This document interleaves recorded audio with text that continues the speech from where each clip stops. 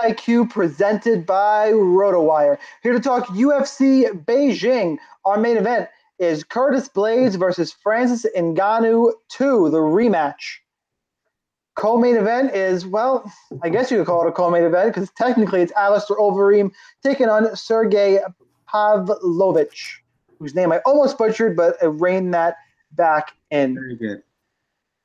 As I mentioned, this card is from Beijing. Lineup block, Saturday morning, 3:15 a.m. We record this Friday nights around 8 o'clock. So quick turnaround. Make sure you have your lineup set before you go to bed.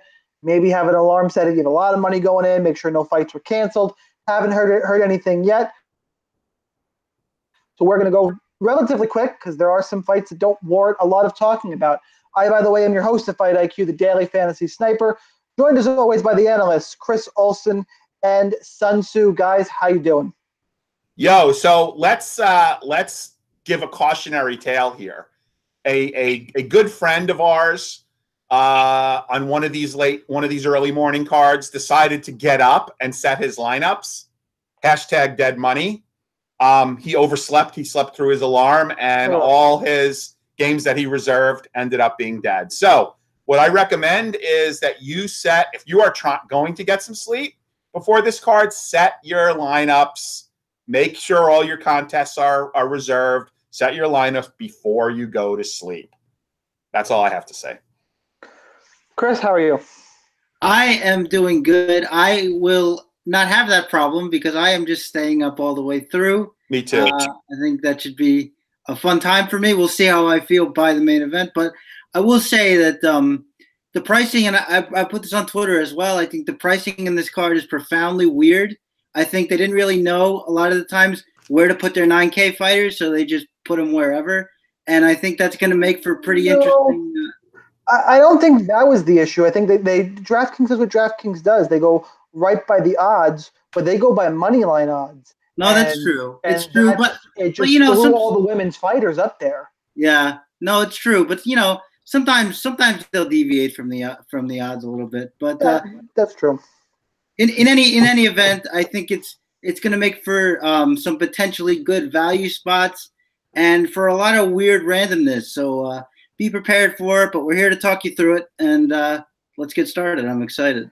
All right. Well, before we do that, I want to, as always, thank RotoWire for having us. Make sure you're going to rotowire.com/free. 10-day free trial to all their usually paid content. No credit card required. Season-long daily fantasy, MMA, obviously, NBA, NFL, all the good stuff. Daily, season-long optimizers. Make sure and check them out over at RotoWire. Make sure you like this video. Subscribe. Also subscribe to the iTunes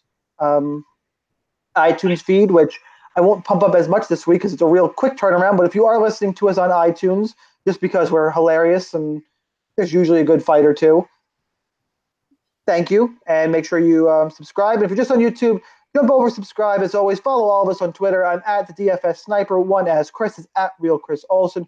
Joe is at Sun Tzu, SUNTSZU.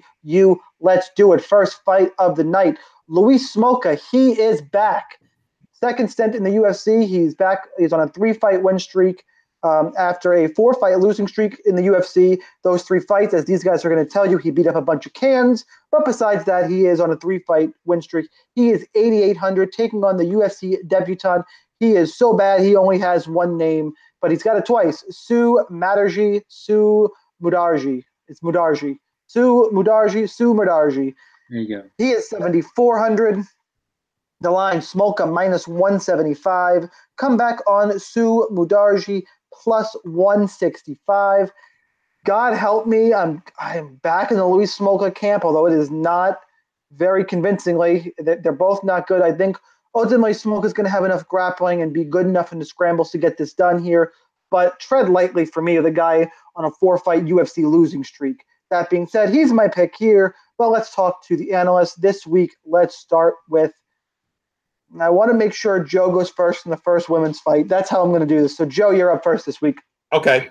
So there's a lot of narrative here, right? I mean, Smolka's problems, aside from his wins and losses in the UFC, are pretty well publicized. He had a pretty serious problem with alcohol. Apparently, he has straightened that out and is now sober. He is also making I believe his UFC debut at bantamweight. There is no 120. Well, the rumor is there's no 125 division. So he's always been a pretty tall and long bantamweight. I think this would have been a natural move for him anyway at some point. Look, I mean, he's got an excellent ground game. He's one of those guys that has great jiu-jitsu without having good wrestling. So he's not a power. He's not gonna run out and try to slam you down and, advance. I mean, he is pretty much a pure jiu-jitsu guy. He's a decent striker. He doesn't have a lot of power.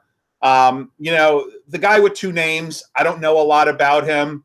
I'm going to pick Smolka here. I think this is an interesting fight to target. I'll have some shares of the other guy just because, I really want to see Smolka, up at the major leagues for a fight.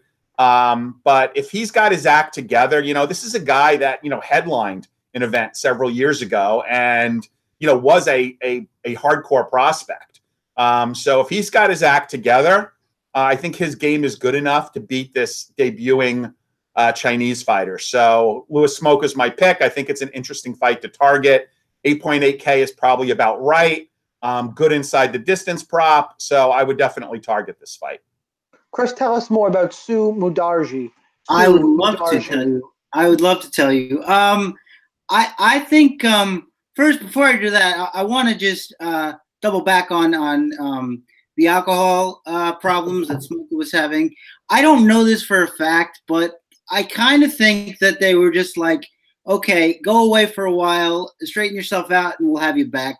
What I mean to say is that I'm not sure it has anything to do with the current win streak he's on because, as Shaun alluded to, if you look at it, I mean, he fought a debuting fighter in one of them.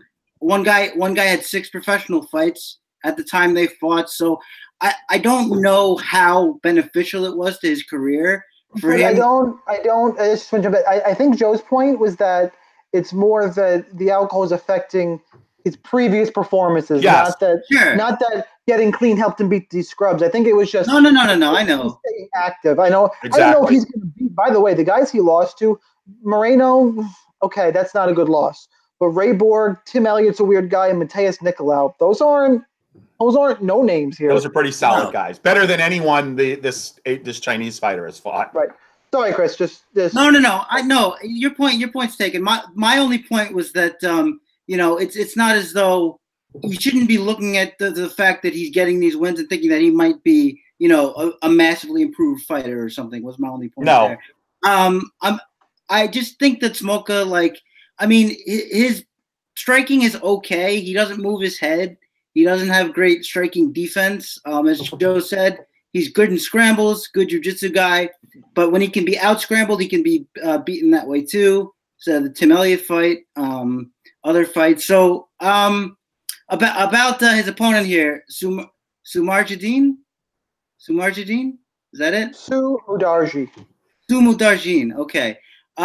He reminds me of the guy Peter Yan fought in his debut, Jinsu San. He sort of he likes to pressure and dart in and out with hard strikes until he has you hurt and then swarm on you. He's good at he's very defensively responsible. He's got good wrestling defense and he's good at striking backing up. So I think he's got a lot of tools. The one thing I would say is that he's not really a combination puncher. And that's usually how you hurt Louis Smolka. If you looked at the Nicolau fight, it wasn't the first one, it was the second one, because Smolka would bring his hands up and just get wrecked by that hook every time coming around the guard. But, it's really tough for me to trust Smolka in a spot like this. I would feel a lot better if he had a reliable way of bringing the fight to the ground. But as Joe mentioned, he didn't.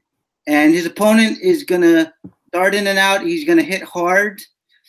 So I don't know. I may be dog or passing this just because I'm not sure I can rely on Smolka to get the points he needs to convert that salary. Yeah, there's going to be a lot of fades in that high range. I think Smolka, you're going to be forced onto a little bit, at least in GPPs. I could see dog or pass in cash if you don't trust Smolka. All right, let's move on. Kevin Holland, 9,500, taking on the white Mike Tyson. John Phillips at 6,700. line on this fight, as you would expect, Kevin Holland, the massive favorite, minus 560. Comeback on John Phillips is plus 475. Huge price tag, as that would indicate. By the way, I usually mention this. As I did mention, we record these Friday nights around 8 o'clock. If you're watching us now, we got about 25 people watching live.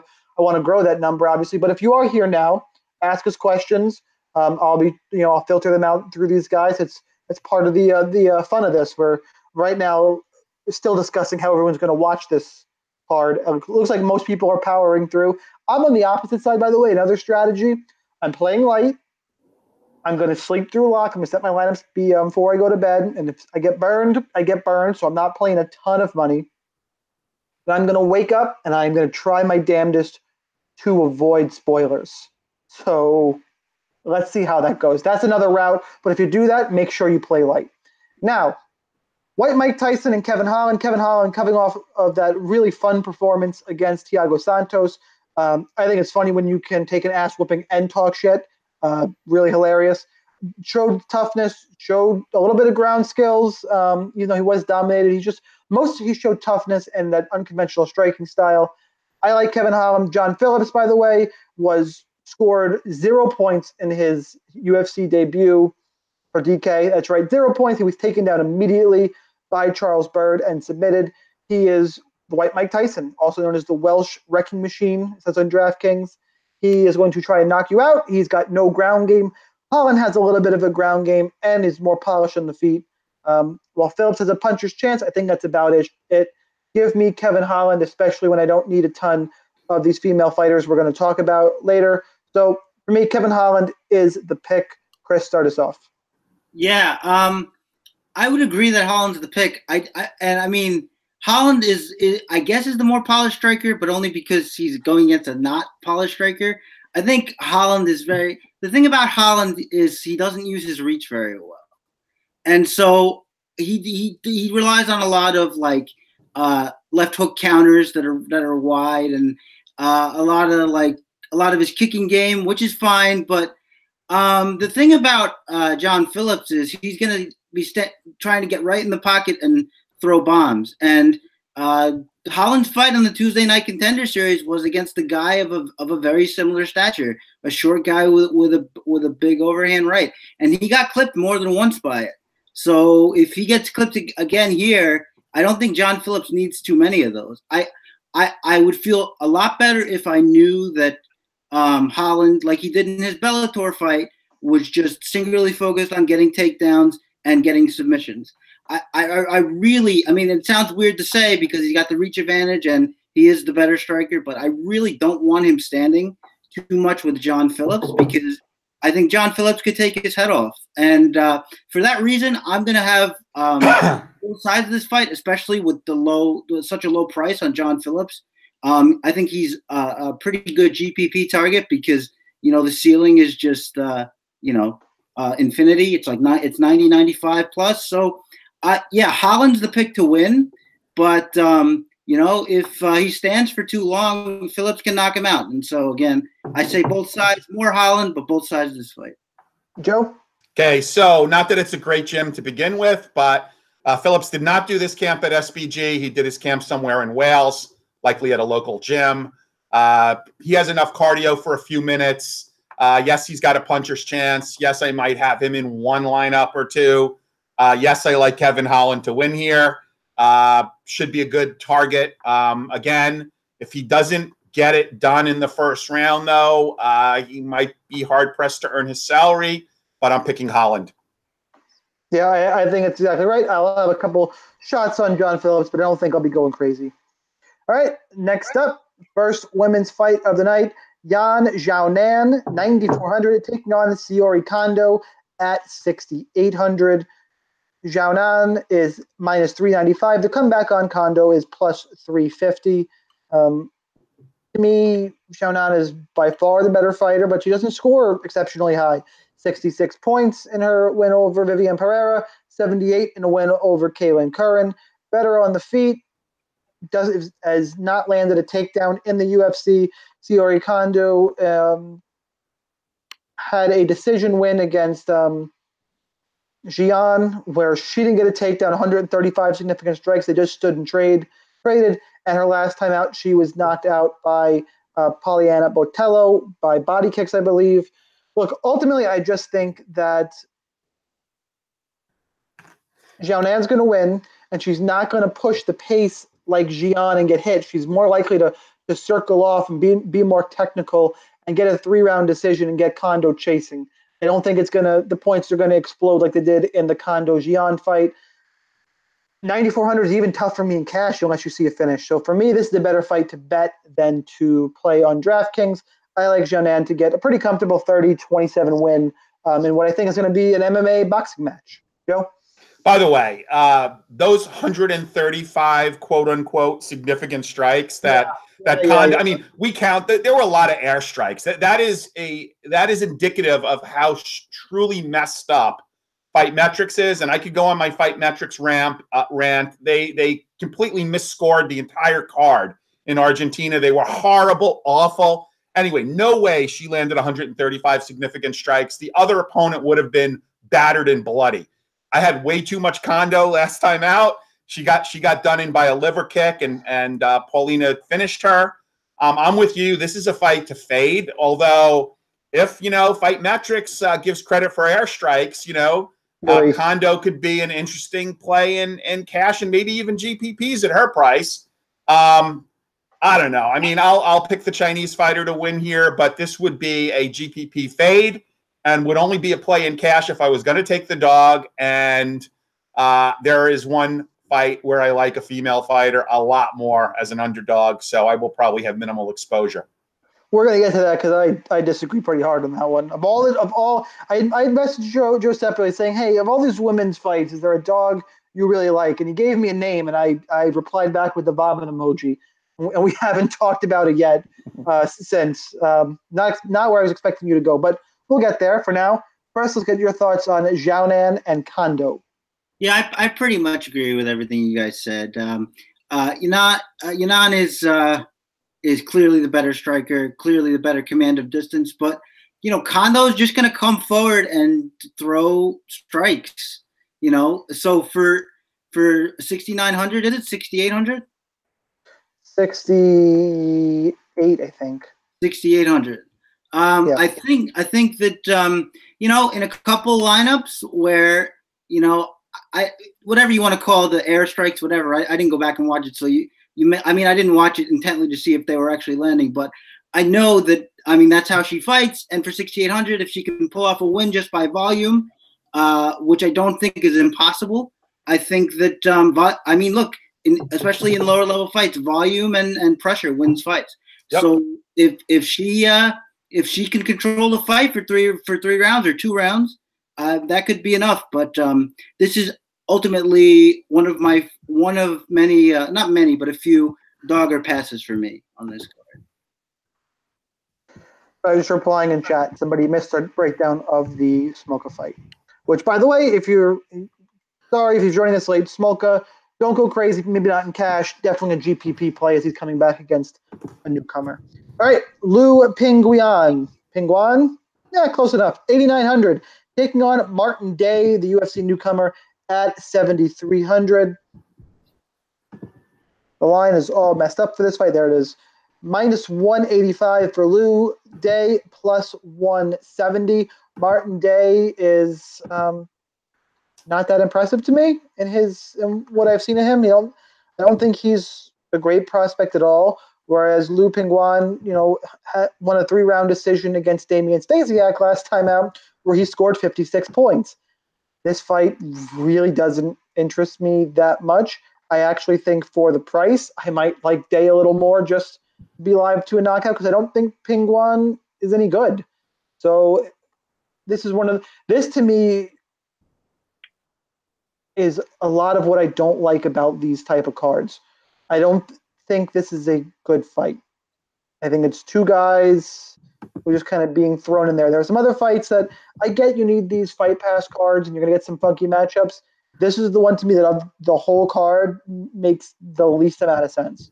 So give me Martin Day and GPPs, and Pingyuan to 8,900 I have a hard time paying up for. Chris? Yeah, I'm gonna have to disagree a little bit. I actually was pleasantly surprised. I liked a lot of what I saw from Martin Day in his Well, I'm still playing more of him. Huh? I'm still playing more of him than Okay, no, I Young. know. I'm just saying. I think rather than being like a, okay, I guess for the money kind of play, for me, he's like okay, I actually like what I see kind of play. I think he's a really good combination puncher boxer. He works the body head. He's good defensively. He seems to have a little bit of power. The only thing that I would say that I don't really like is he doesn't seem to have a lot of takedown defense. And we didn't see Pingyuan shoot for many takedowns in his first fight, but I think it is there. And he's very scrambly, and he appears to be good off his back. We saw him hunting for submissions off his back there against Stasiak.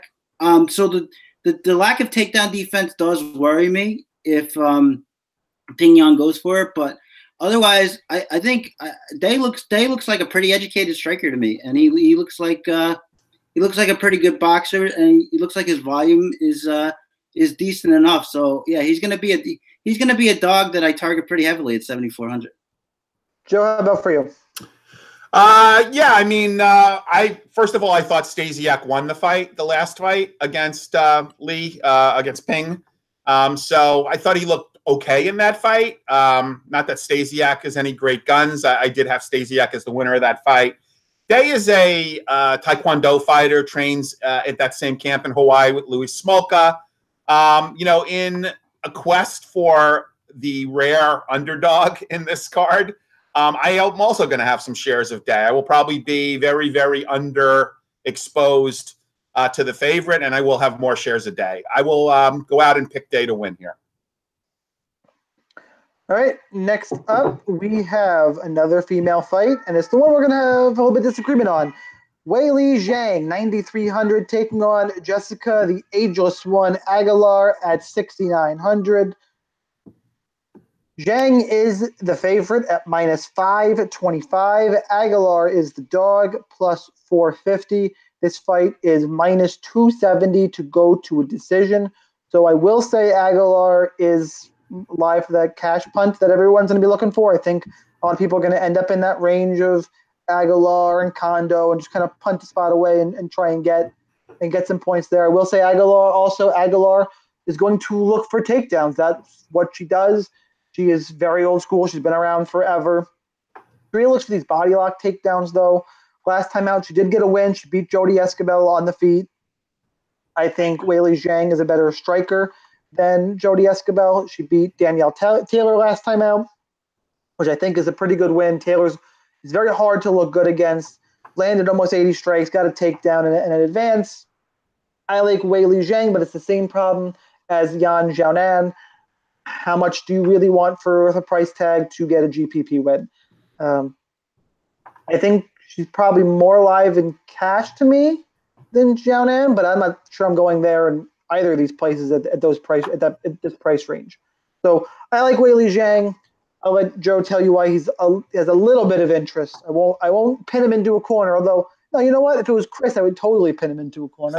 So what you do. tables. Yeah. So wait, I'm going to be fair here, Chris. I'm going to be fair. Joe, tell us why you love Jessica Aguilar tomorrow. Well, one is I'm not convinced that she's done. Trains at ATT, top straw weight. Looked good on the scales. I was not super impressed with the win against Taylor. Taylor actually got inside and staggered her a couple of times. If you rewatch that fight, you will see she got hit by Taylor. Taylor does not have a lot of pop in her punches. She's a stick and move kind of fighter, and she marked her up a little bit. I think that Aguilar definitely has the wrestling advantage, can take this fight down. Her advances and her jiu-jitsu has not seemed to be that great of late. I don't know how much she could hold her down, but I like her at 6.9K in cash and GPPs. This is a dog or pass play for me. I will have essentially zero of the favorite here and will probably be over market on Aguilar. Yeah, I will say just because Joe is, we joke about it every week. He knows his women's MMA.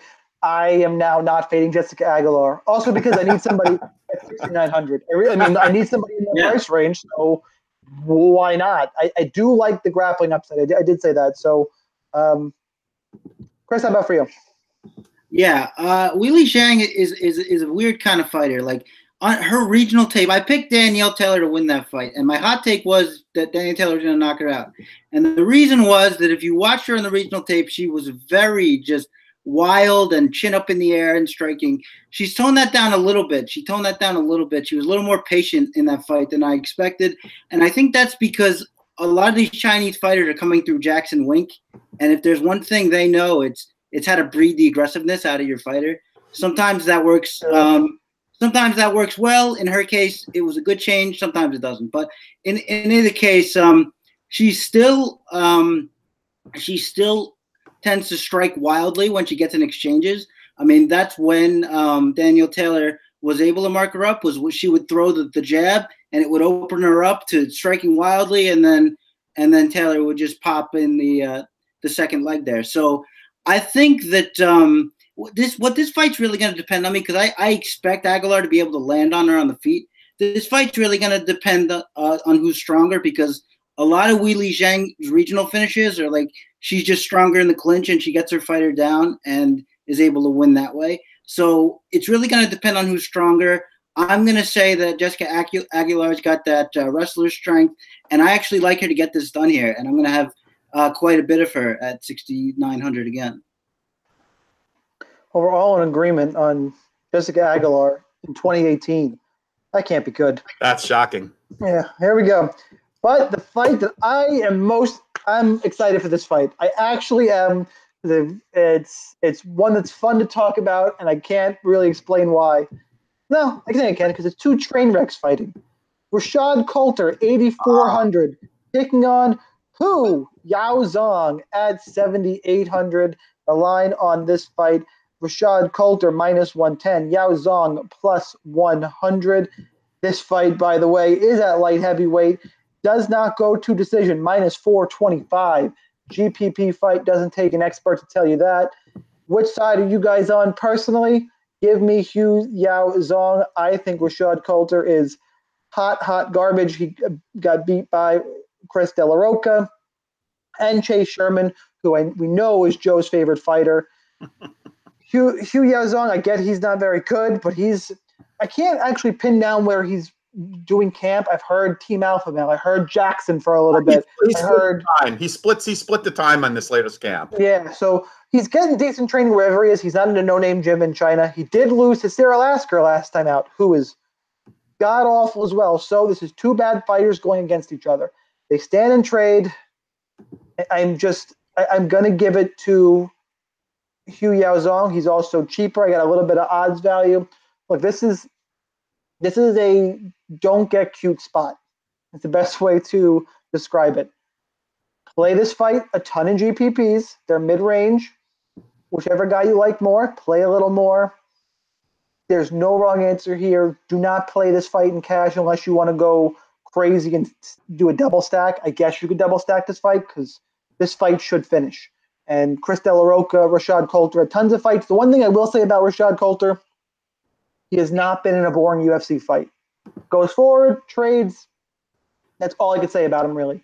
And has shown some decent toughness while he's getting the shit kicked out of him.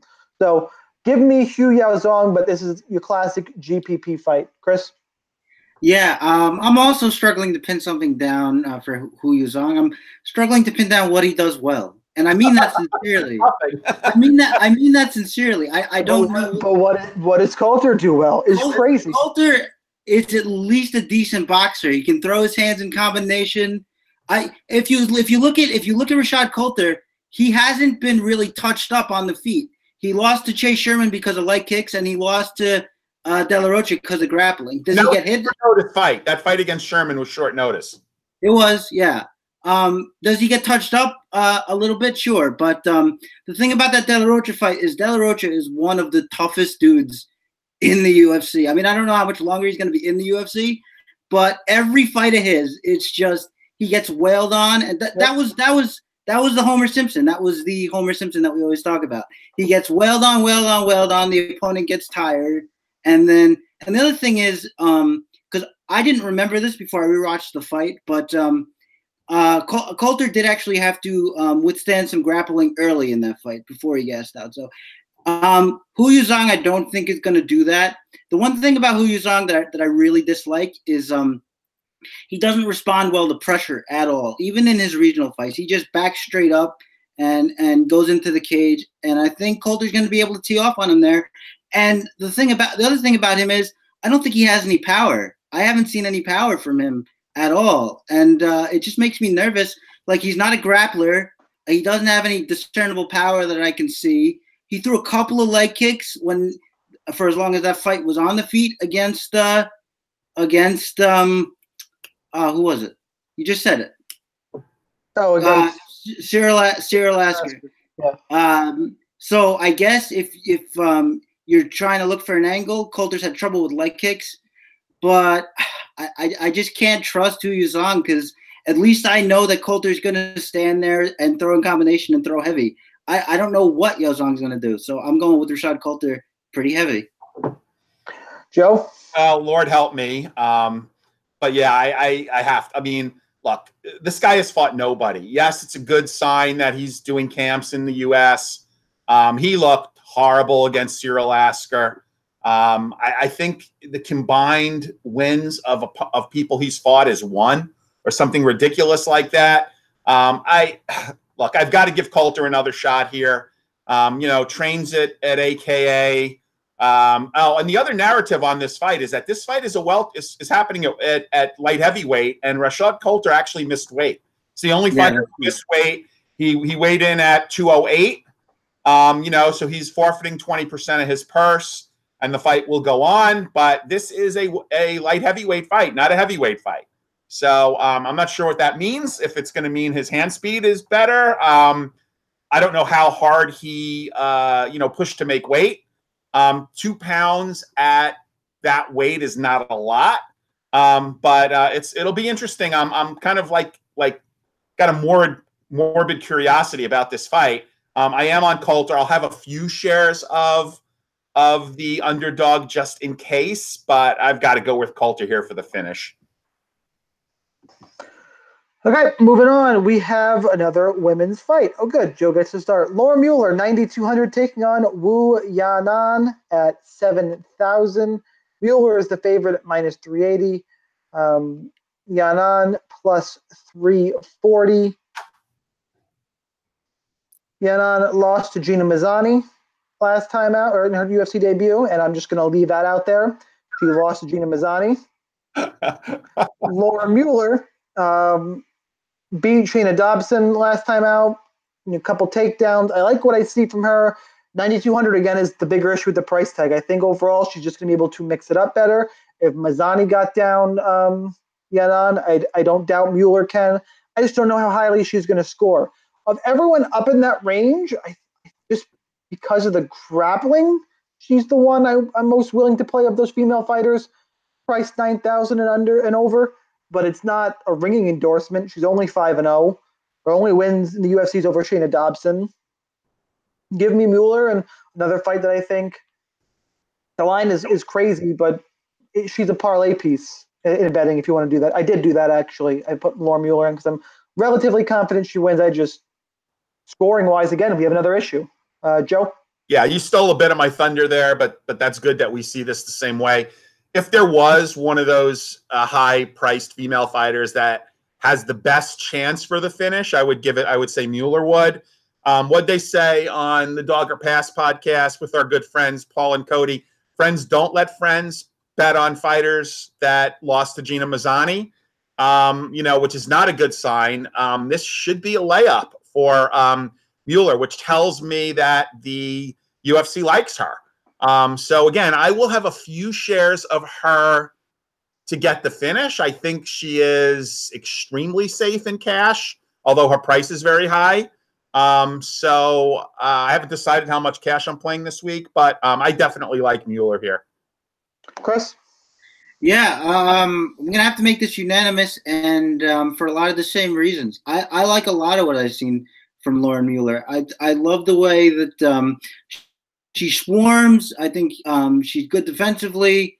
I think she can mix it up in her combinations. I think she can go for takedowns and grapple. and her opponent gets hit a lot, and that's a good thing. Now she's really, really tough. I mean, even in that fight with Mazzani, her shoulder popped out of her socket. They popped it back in. She kept fighting. She's really tough. So that may make it harder to reach that value, but I just see her dominating pretty much everywhere. And I also think that she's showed a lot of toughness herself. I mean, Shayna Dobson hits really hard. Hits a lot harder than this opponent is going to. And I just love her to stay in there. And I think that she's better everywhere. And I think she can. Look, I don't think an overwhelming volume finish is out of the question here. So I'm going to go Mueller, and this is going to be one of my contrarian GPP plays because I think a lot of people are going to skip it. I will not be skipping it. All right, Song Kenan, 8,300, taking on Alex Morono at 7,900. Song is still the favorite, but it's closing -115. Morono is the underdog at +105. True pick and fight here. I think this is probably the most, well, as the line would indicate, the most competitive fight in the card. It's the one I've had the hardest time picking. But Morono, 1-3 in his last 4. That one win, Joshua Berkman, good for you. Not good form. Lost to Jordan Mean last time out. Whereas Song Kenan is 2-0 in the UFC, 2 knockouts, but Bobby Nash, Hector Aldana. So hits hard, but against Aldana, he was clearly losing the first round, and Bobby Nash is super chinny. That's what Bobby Nash does. I think this fight is going to be, just based on their pricing and the output, I'm thinking is going to be in a Morono fight and Kenan at home. I think this is a better GPP fight than cash. Personally, I think it's a weird spot. I'm having a hard time picking this one. Ultimately, I'm leaning on Song for some of the intangibles. I think he's more likely to get a finish. And in a decision, he's at home, probably more volume. And I'm having the biggest thing keeping me from picking Morono is the performance against Jordan Mean. I know Song Kenan is young and an up-and-comer, and Jordan Mean's a vet who's been around. 1-3 in your last 4, Joshua Berkman being the win. Now you're going to China. I'm going to lean towards Song Kenan, but I will have shares of both of these guys in GPPs. Chris, start us off.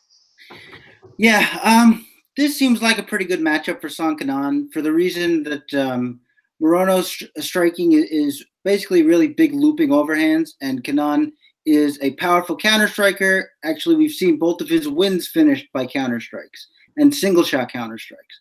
So that's got to really up your confidence if you're thinking about playing Kenan here. The problem is that if he doesn't get that kill shot, his output is very low, and Morono is going to be the one pressuring and coming forward all fight. I don't expect him to wrestle the way that Jordan Mean did. So I think this is going to be maybe a good GPP spot for Kenan. But I could also see Morono just outworking him and out pressuring him to get a 3-round decision. The way Morono leaves himself open, I really think that a finish is more likely than not here. But you're kind of banking on it if you're going Kenan. Ultimately, I'm going to pick him to win the fight, but I do think you should have shares of both just in case Morono's just pressure and aggressiveness gets it done. Joe? Yeah, I guess there's a little bit of line value in Morono here. It's what, pretty close to even, right? I don't know if you have the odds up. So it's -110 to +100. Okay, so it's as close to even as you're going to get. 7.9K. There's a little bit of odds value here. This is kind of interesting. I mean, I just I don't know really what to do here. I heard that Morono is doing some time at Fortis, which is good. Although I heard on another podcast that he's really only spending 2 days a week there. So is that really going to make that big a difference? I guess I'll go with the Chinese fighter here. Although if you're going to target this fight, I would recommend balancing it out because it's not a really strong endorsement. All right, let's move on. We have Jingliang, 8,500, taking on David Zawada at 7,700. Jingliang is the favorite, minus 185. The comeback on Zawada is plus 170. Li Jingliang is coming off the fight where he tried to blind Jake Matthews. Oh, no, that was 2 fights ago. He also had a decision win last time out against Daichi Abe. Look, you know what you're going to get with Jingliang. Pressure guy, comes forward, throws hard. Didn't get a finish of Abe, but he landed plenty of hard strikes in that fight. Typically looks to get a finish, whereas David Zawada, I think, pulled the win over Danny Hot Chocolate Roberts last time out. And it should have been a great I told you so moment for me to the MMA universe, because I was on Zawada all week and I was told I was crazy, but he got takedowns. You know, tough guy from KSW. The issue is I think Jake Matthews is a better grappler than David Zawada. I think I've seen people picking Zawada, at least some people, and relating that if Matthews can get down Jingliang, that's what Zawada can do. I'm not sure Zawada can. Danny Hot Chocolate Roberts is terrible takedown defense, in my opinion. Whereas, it's just a different level here. Jingliang, I think, will be able to stop the takedowns and be okay against Zawada on the feet. By the way, this fight, really interesting, is expected to go to decision. Minus 150 goes to decision. I thought that would have been a little bit lower. For me, I think Li Jingliang, especially in China, I think he's the better fighter here. I would love to go back to the well with David Zawada, but I think everyone is coming onto the hype train that I helped build with my I Told You So's, and I'm jumping off here. I think Li Jingliang is better, especially in GPPs. If there's going to be a finish, it should be the Leech. So give me him at 8,500. Joe, start us off. Yeah, this is probably the most popular of all the Chinese fighters. He was actually briefly cut by the UFC. I don't know if people realize this. The other thing is there is a small amount of narrative aside from being probably the most popular fighter, and that does the UFC actually, in that they are building up, they're putting a PI in China, and do they really want the most popular Chinese fighter to lose? That's a big part of the narrative. There's that, and then first of all, I don't see this going to decision. One, I see this going inside the distance. And the other part of the narrative is I don't believe that Lee has got a win against a fighter with a winning record in the UFC.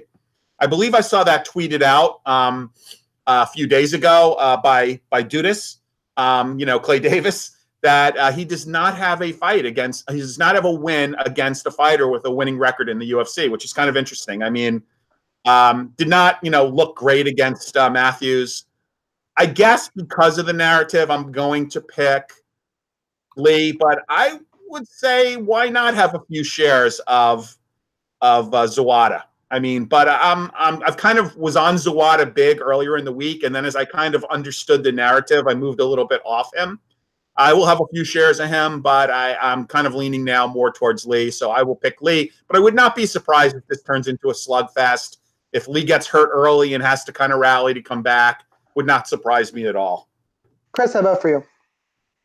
Yeah, first of all, welcome to my world with the Kurt Hollaba knocks down what's-his-face and then loses by decision. No, by Shane Burgos. Shane Burgos armbarred him. Yeah, I know. Oh, that's what I meant to say. Yeah, that's what I meant to say. But my guy got robbed by the friggin' judges. Yeah, but I was still so close to. But the universe does what it wants most of the time. So I am going to pick Zawada, and not because of any kind of grappling advantage or perceived grappling advantage. I think Zawada may be the better kickboxer, and I think that that's going to play here. I think Zawada is going to be quicker. And you alluded to it, Shaun. You know what you're going to get from Li Jingliang. He's very predictable in his combinations: overhand right, left hook, repeat as necessary while pressuring, which is fine. I mean, he did put a little wrinkle in. He added a nice hard leg kick in that fight with Abe. He used it a lot. He used it to good effect. I still think that Zawada has enough on the feet to get it done. I like his in and out movement. I think that. We all know Danny Roberts has very fast hands. Roberts had trouble catching him on the feet. I hope he doesn't grapple, quite honestly, unless he needs to, unless he gets hurt or something, because I really think he can do this on the feet, and I wouldn't want him to get into a scrambling match because, as you said, he lost most of those against Roberts. So, yeah, I mean, I really think, and I really think Lee is going to be the favorite here because everybody likes him, his knockout potential. I mean, I meant the like the public darling, because everybody likes his knockout potential, but I really see Zawada with a lot of advantages here, and I'm taking him to get a nice decision win as a dog and possibly a finish. So agree to disagree on that one, but I get it. You're hurting for dogs. I think there are better spots personally, but that would be a good hot take for you. I would let you have Zawada by finish as a hot take against Li Jingliang in China. Well, just bank it away because I have another hot take, so I'll have two unofficially. All right, Song Yadong at 9,100 taking on Vince Morales at 7,100. Song Yadong is the favorite.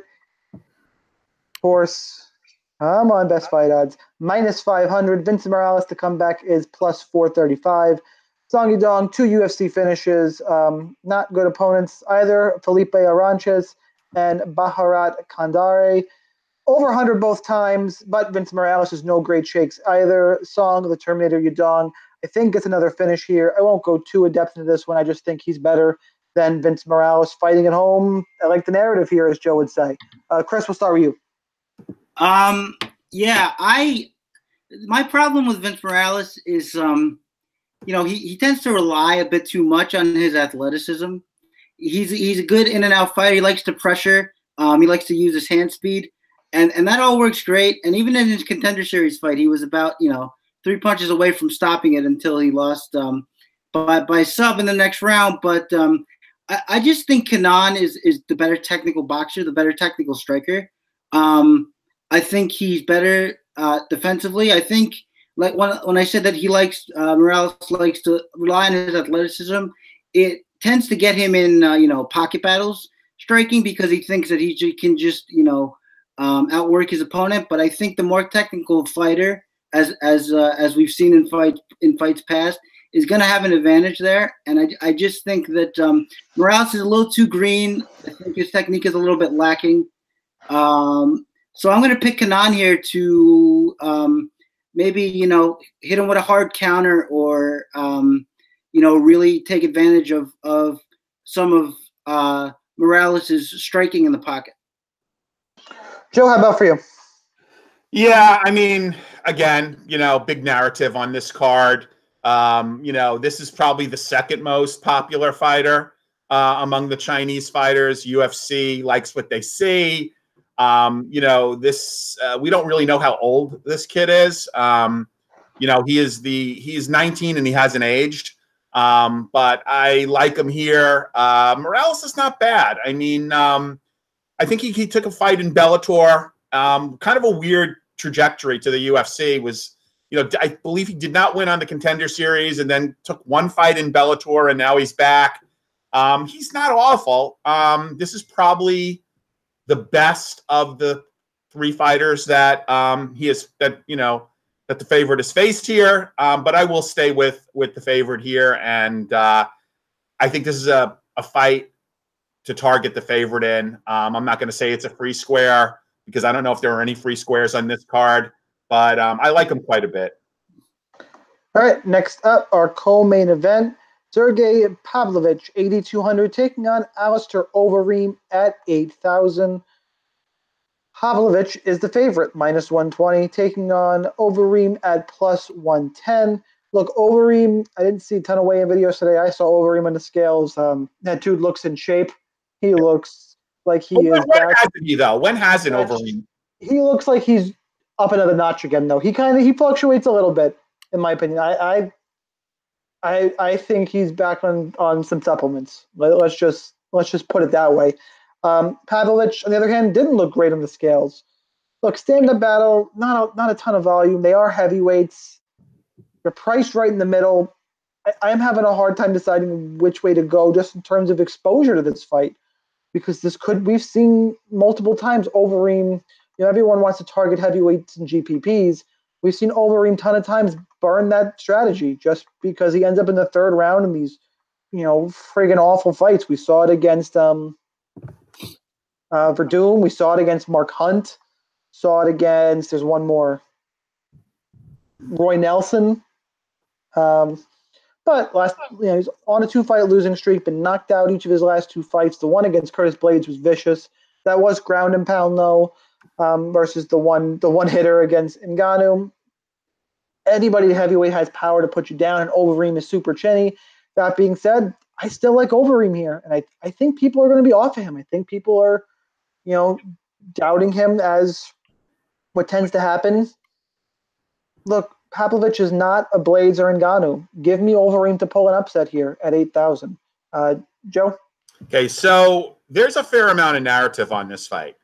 First of all, Overeem is probably gonna be paid more than the rest of the fighters on the card combined. That's the kind of deal he has. Okay.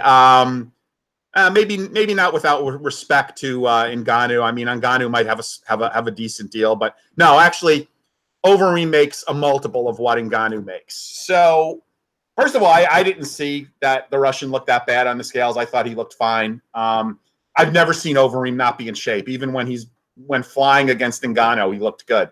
He's just one of those guys that takes pride in how he looks. The Russian trains he's trained by Khabib's father. He's in that camp. He's a very methodical guy. So this could be a really boring fight because, we've all seen the Reem Verdum fight, which was like nails on the blackboard boring. This could be another boring fight. This guy's very methodical. He's got a good wrestling base. So this fight is a risk to target just for that very reason. However, if the Russian gets him down, if he finds Reem's chin, it's pretty much even DraftKings pricing wise, 8.2K, 8,000. I really do think that the UFC wants to find an excuse to either cut Overeem or bring him back at a much, much more favorable rate because of how much money he makes. So I am going to take the Russian here. Chris, how about for you? Yeah, I don't, I'm just not a big fan of these dudes coming over from Fight Nights Global. I think a lot of them are overrated. If you look at Thiago Alves' last fight against who was that? Alexei Kunchenko, and he was supposed to be this huge guy coming in. I think 18-0, undefeated. He didn't look great to me in tape, and he didn't look great to me in that fight. I actually thought Alves pulled that out, but here and there. Our new guy Pavlovich is a big heavy thrower. He's got a nice wrestling base, as Joe mentioned, but he's kind of a plotter. Doesn't have good footwork. He just sort of pressures you in one spot and looks to throw bombs until you go down. Now, that's always a worry when we're dealing with Overeem because, Overeem is like one of the few guys where I actually worry about his chin. I tend to think there's too much pro clutching about chins in MMA, but Overeem is one that I do happen to agree with. I do worry about his chin. So I think that if he catches him, that's obviously a problem. He can win by knockout for sure. But I think Overeem can use his movement here too. Like I said, Pavlovich is a plotter. I think Overeem is going to have a great speed advantage. And if he could keep this on the outside and use his movement, then yeah, he could probably hit him hard with something and change the course of the fight. As far as the pick, it's so tough for me to pick Overeem in a fight these days. You know what? I'm gonna pick Pavlovich and be pleasantly surprised if it's Overeem. But I will say have both of these because I could see either one of these guys finishing. All right, main event time. Curtis Blaydes, 8,700, taking on Francis Ngannou, 7,500. Curtis Blaydes is the favorite, minus 235. Ngannou, plus 215. Remember just a little while ago when Francis Ngannou was on top of the world? He was the next big thing, hits harder than a Ford Escort. Well, now he's a 2-1 dog against Curtis Blaydes, a guy he's already beat. That being said, give me Curtis Blaydes. I think he's better than he was then. I think takedowns, clearly Ngannou's not going to learn how to stop a takedown that quick. I know he's a physical freak athlete. I don't think it's enough here. Curtis Blaydes is the pick at minus 235. I think he gets takedowns, gets a finish.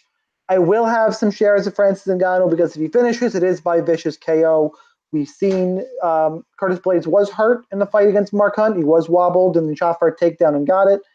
He can be knocked out. The knockout against Blaydes first time was a TKO. That being said, perfect GPP fight. Stack it in cash, I think, is fine on this wonky card. Why?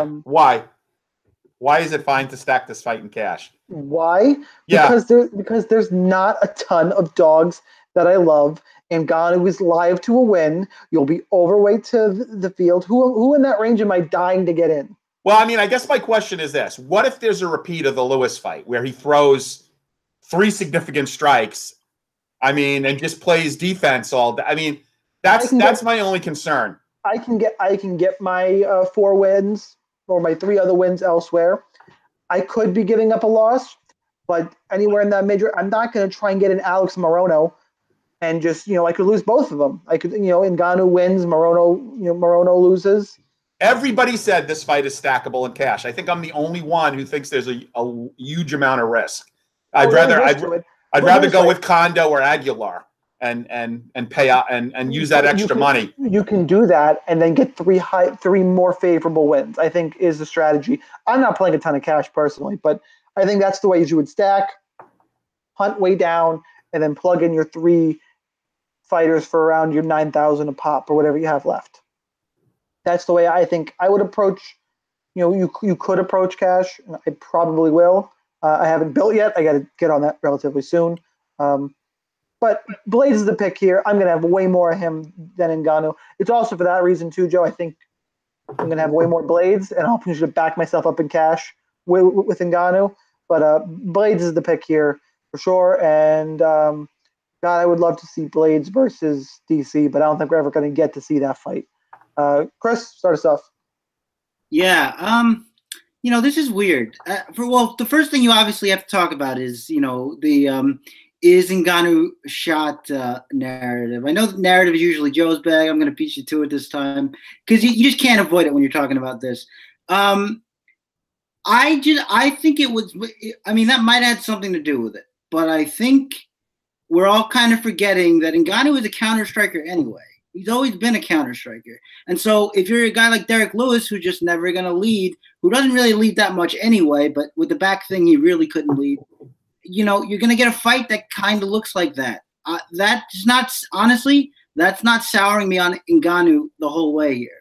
Because I'll tell you something, when you go back and you look at Blaydes' last 2 fights, and even the fight with Ngannou, the first one, he has trouble finding his range on the feet. He falls short quite a bit. Hunt was able to counter him and almost take his life with an overhand right. Now, he's a very tough guy, and we've seen that in his fights, but the only reason we know that is because he's been rocked by Ngannou. He's been rocked by Mark Hunt. He's been rocked by Alistair Overeem. So, at this point, it's like you're waiting for the other shoe to drop. Like, when is the time where he gets rocked, where he doesn't come back from it? And Ngannou was rocking him with almost every shot in that fight. Straight lefts, he was rocking him. And Blaydes is going to be a much more willing striker to his own detriment, I think, than a guy like Derek Lewis was. So when you're looking at this fight, I think the main question you have to ask yourself is how long will Blaydes try to keep this on the feet? I think Blaydes should be trying to get his wrestling working immediately. But having said that, I don't think Ngannou's wrestling defense is terrible. I think that Stipe shot a lot of blast doubles, and Ngannou's wrestling, at least at that time, was very much more push you back to the fence, try to take you down. And Ngannou was doing a lot of the right things. He was digging for underhooks. He was trying to frame away. So I think he at least has the basics of wrestling defense down. Now, when he gets there, when he gets to the floor, that's a whole other story because he doesn't really show that many signs of being able to get up.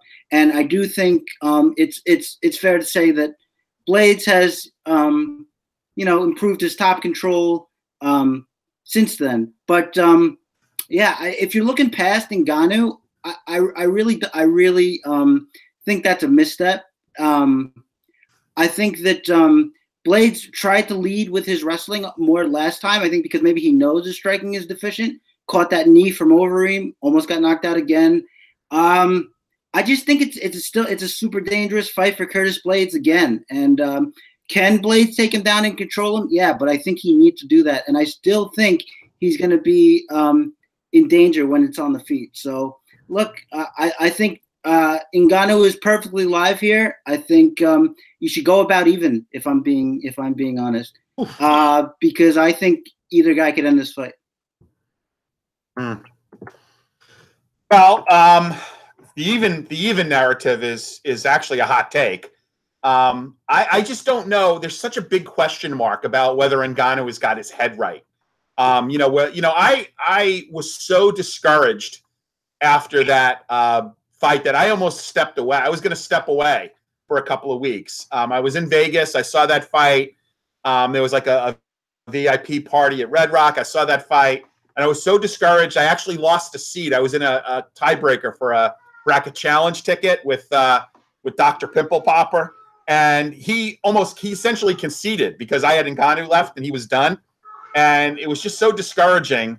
So I don't know if he's got his head right. I mean, I do agree that you shouldn't fade him, although I think if you are playing 3 primary lineups and you put Ngannou in more than one, then you are just like you might be living with a lot of dead money. So I would certainly say a percentage, but half I think is way too much, and I am obviously picking Blaydes to win here. All right, that's the fight by fight breakdown for UFC Beijing. Let's do hot takes. Chris, hot take. Okay, so my hot take is going to be a little different than the ones I usually do. Usually I target a fight.